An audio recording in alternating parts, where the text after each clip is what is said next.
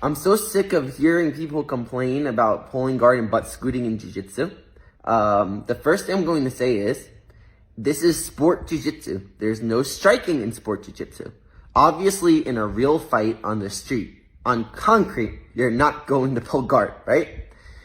But in sport jiu-jitsu, the goal is to be able to submit the person as fast as you can, right? Then that leads me to the next point, wrestling in jiu-jitsu. You'll constantly see two guys wrestling in jiu-jitsu. And honestly, let's be honest. Wrestling jiu-jitsu, the jiu-jitsu people suck at wrestling. Any D1 wrestler will destroy most jiu-jitsu people in wrestling, right? We're horrible at it. So then you'll see two guys, both are horrified to get guillotined, so nobody's shooting, and then they just hand fight the whole time, right? So what are you doing there? You're not even trying to do submissions. You're doing nothing. You're just hand fighting and just wasting time. Who wants to see that? Guard pullers trying to get to submissions, which is the goal of sport jiu-jitsu. Submit the person as fast as you can, right? But then let me ask you another question. You don't want us to pull guard. You don't want us to butt scoot. Fine, take us down. Where do we end up? We end up on bottom just as if we pulled guard.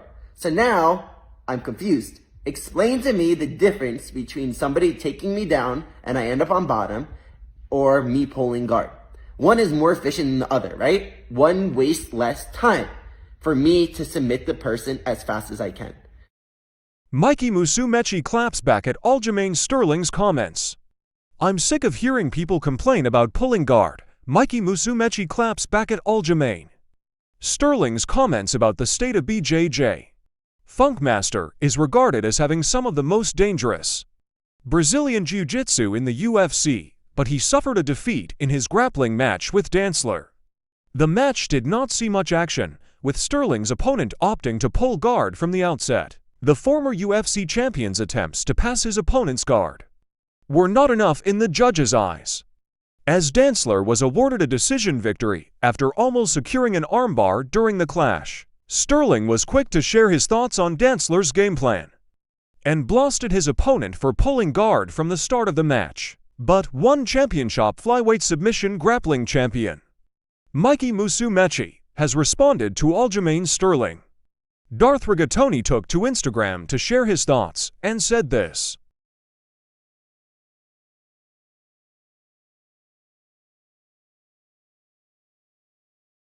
Alright. So when exactly is Aljamain Sterling returning to the octagon? In case you don't know, Aljamain Sterling last competed against Sean O'Malley at UFC 292 in August 2023. The pair faced off in the main event of the card, where Sugar was crowned the new bantamweight champion after knocking out Sterling in round 1. Prior to UFC 292. Funkmaster indicated that his bout against O'Malley may be his final fight at 135 pounds. His bout against O'Malley may be his final fight at 135 pounds. The former champion has been honest about the difficulty of cutting to the bantamweight limit and will be moving up a weight division for his next fight. Sterling will hope to bounce back from his title defeat when he takes on featherweight contender Calvin Kattar at the much-anticipated UFC 300 card in April. It will be the second featherweight appearance on the Jamaican-born American's career and his first in the UFC.